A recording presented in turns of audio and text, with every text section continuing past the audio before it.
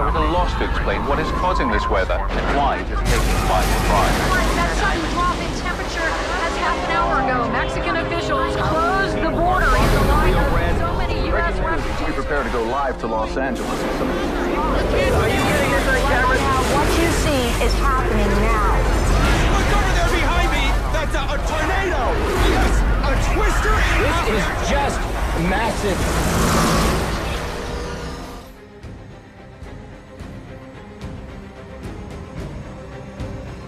Devilish controversy, a statue being unveiled right here in Detroit. But the group putting on this date with the devil is keeping some things a secret for now.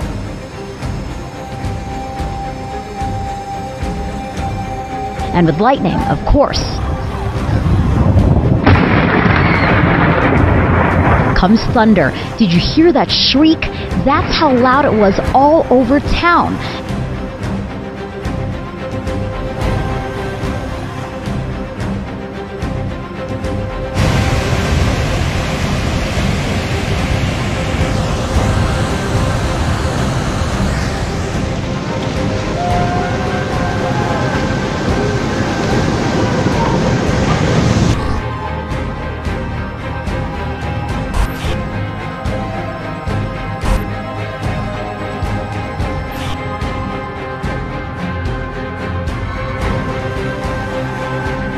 As we start to see this thing become more active over the past 24 to 48 hours, the University of the West Indies has actually raised its alert level to orange, which is the third highest level out of 4.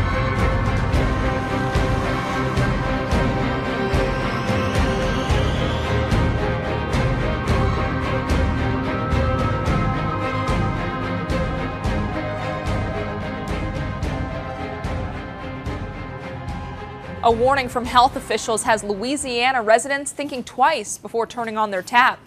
A brain-eating amoeba has been found in the water supply in St. Bernard Parish, near New Orleans. State health officials say it may have been contaminated by a leak, but they're still working to determine the cause. They've asked the parish to conduct a 60-day chlorine burn to kill the amoeba. The parish says it will comply out of, quote, an abundance of caution. They say the water is safe to drink, just not if it gets into your nose when washing, bathing, or swimming. That's how it gets to the brain. The amoeba is the same one that killed a Minnesota boy and a California woman earlier this summer. I'm meteorologist Alex Wilson, the Weather Channel.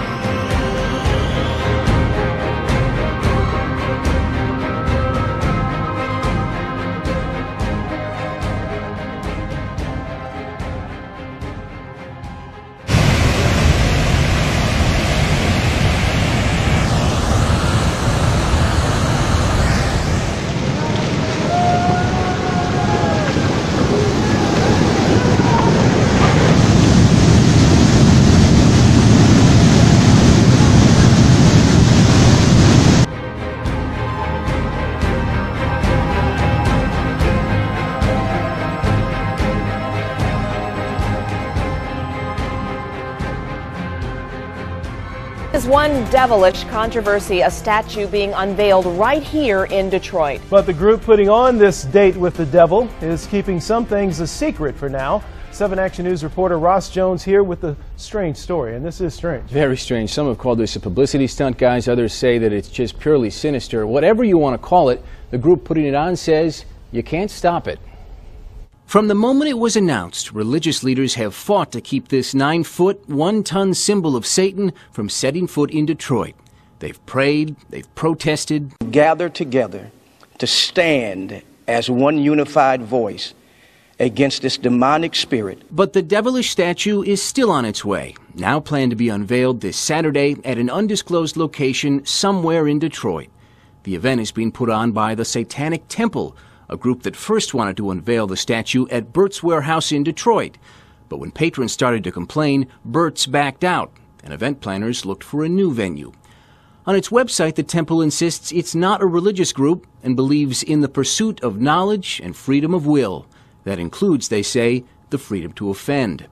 And the statue is more than offensive to many. It was created in response to a monument of the 10 Commandments placed here on the grounds of the state courthouse in Oklahoma City. Ultimately, the temple says that's where they want to place their 9-foot statue permanently. But first comes Saturday night's unveiling, and if you're looking to get in some FaceTime with Satan, the temple would love to have you. The party promises dancing and music starting at 8 p.m. Tickets start at $25. But if you'd like to get your picture taken on the satanic symbol's lap, that will cost $50 more. Turns out the freedom to offend isn't very free at all. So to prevent people from protesting the event venue, the organizers are not announcing where the unveiling will take place until the day of the event. Ticket holders, we are told, will be notified via email sometime Saturday. Wow, Wow's a good word. We'll leave it at that. Thank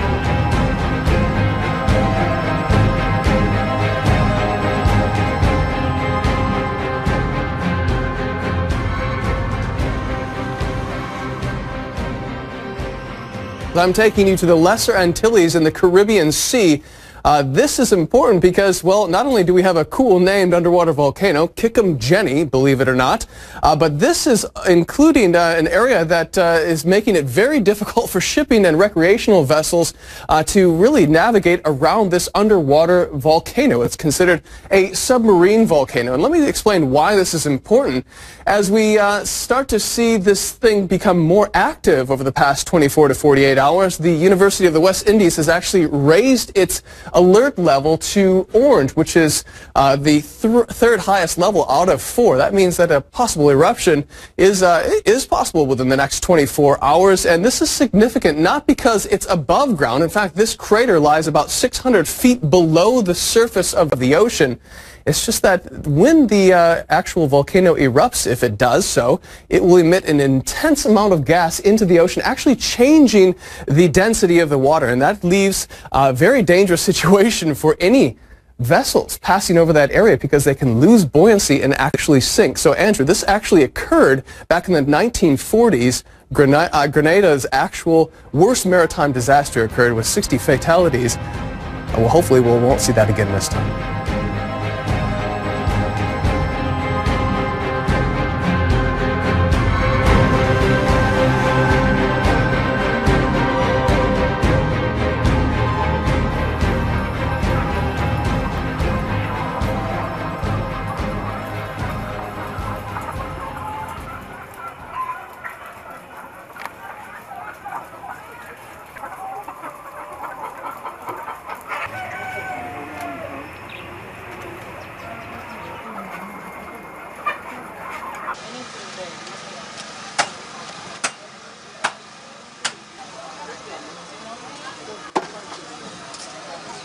They don't want to buy chicken because of bird flu.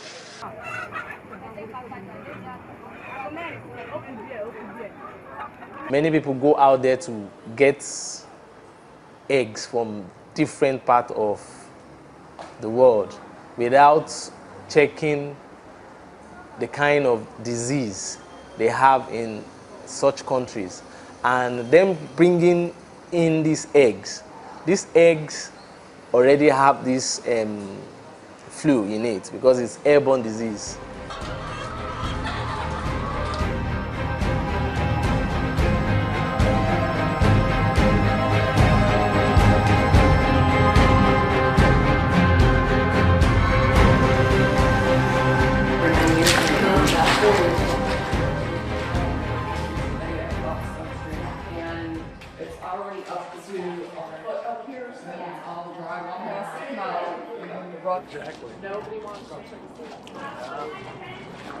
Pretty crazy how fast it happened. This water's ugly. This water's bad.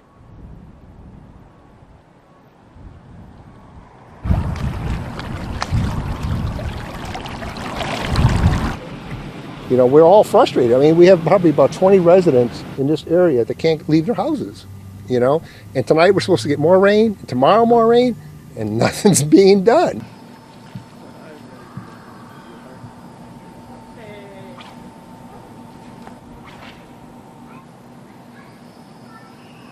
Nothing we can really do about it. We had the kids out here paddleboarding and swimming and snorkeling in the streets, which is kind of odd, but I always wanted a house with a where I could fish off the front deck, and now today I have it.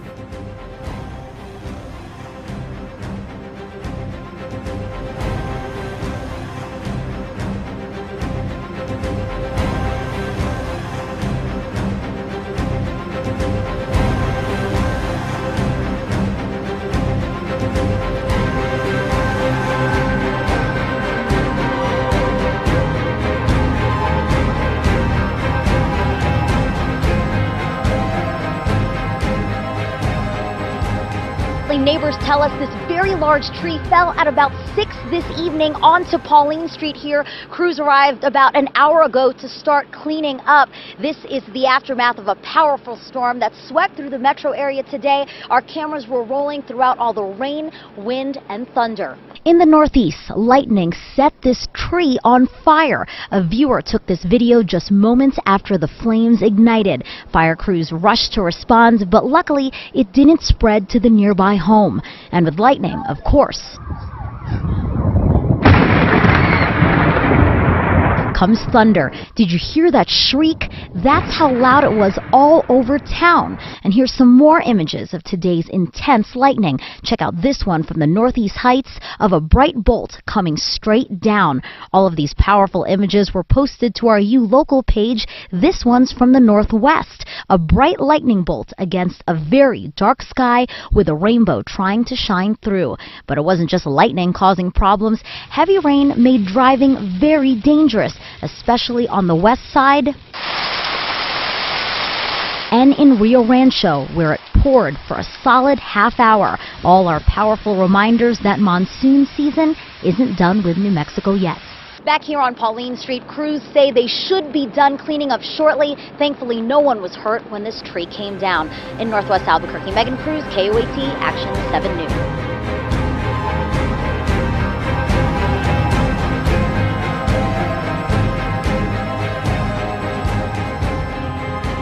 The Turkish military has carried out a second air raid on Islamic State militants in neighboring Syria.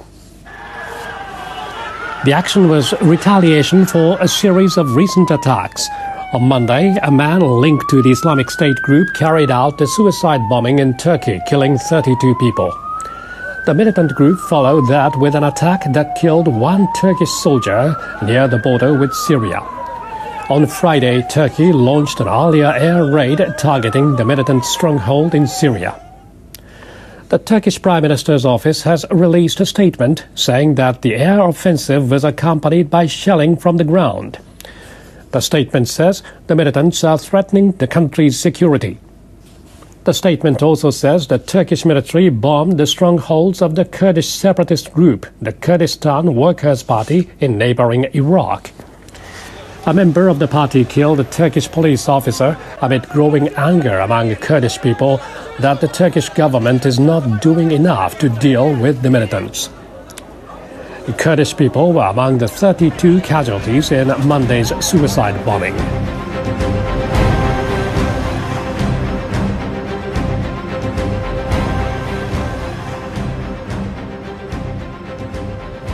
This morning, more than a dozen earthquakes have rattled Alaska's Aleutian Islands. At last check, there have been 18 just since 5:30 yesterday. Most have been between the mid-3 and mid-5 magnitude range. But one just before 10 o'clock our time last night was a 6.9. They are all centered in the same area about 2,200 miles west of Seattle.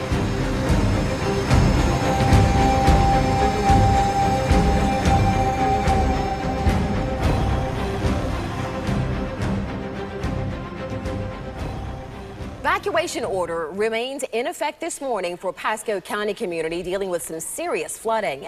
ABC Action News reporter Adam Weiner is live right now in Newport Richey, where a lot of people ignored those evacuation orders over the weekend. Adam, what's the flooding situation there right now?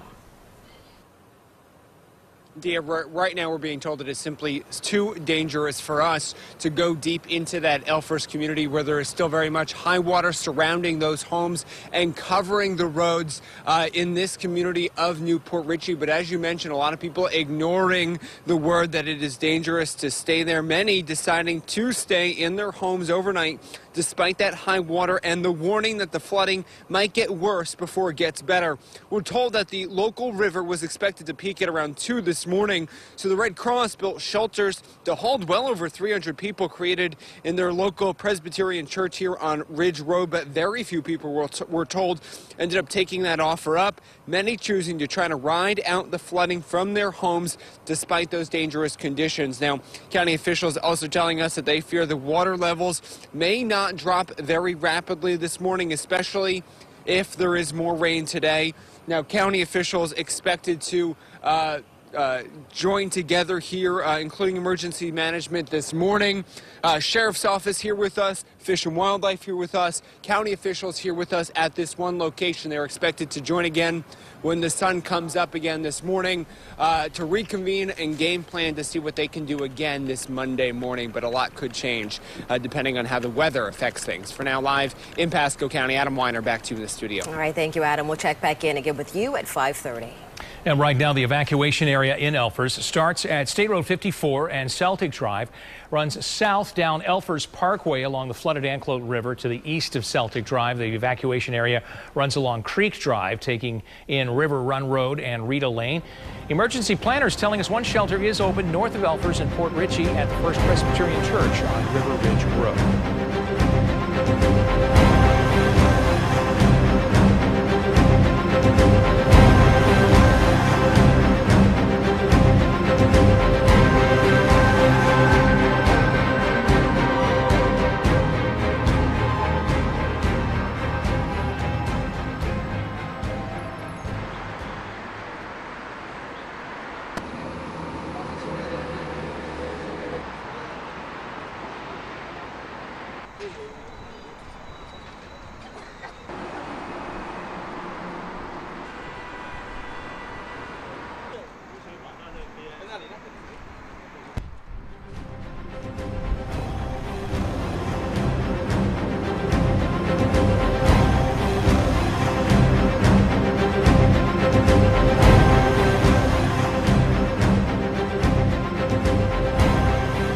A gruesome story out of Nepal has shocked the world. The body of a 10-year-old boy, Jeevan Kohar, was found on the outskirts of a remote Nepali village Friday. It now turns out the boy was killed as part of a bizarre human sacrifice. Police say a group of Nepalese men, you can see some of them on your screen, have confessed to the murder. They say a local priest, the man on the right corner of your screen, recommended the killing to save the life of a child of one of the accused, who was sick. 11 people in total have been arrested so far. The authorities say 5 have already confessed. The slaughter of animals like water buffalo and goats are common among Nepal's mostly Hindu population. It is considered to be a way to please God. Government officials say human sacrifices, however, are almost unheard of in modern-day Nepal. In rural parts of the country where access to healthcare is limited, people sometimes turn to holy men for medical help and healing procedures.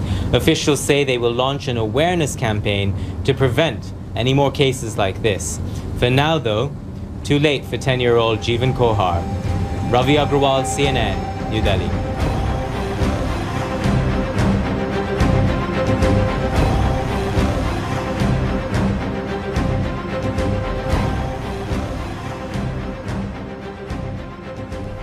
The British government has been questioned over a secret plan to deploy heavily armed troops on the streets in the event of a terror attack. A prominent lawmaker, Baroness Jenny Jones, has described the move as provocative, saying it could potentially endanger the public. The plan, drawn up by police chiefs and discussed by top government officials, was leaked to the media on Friday.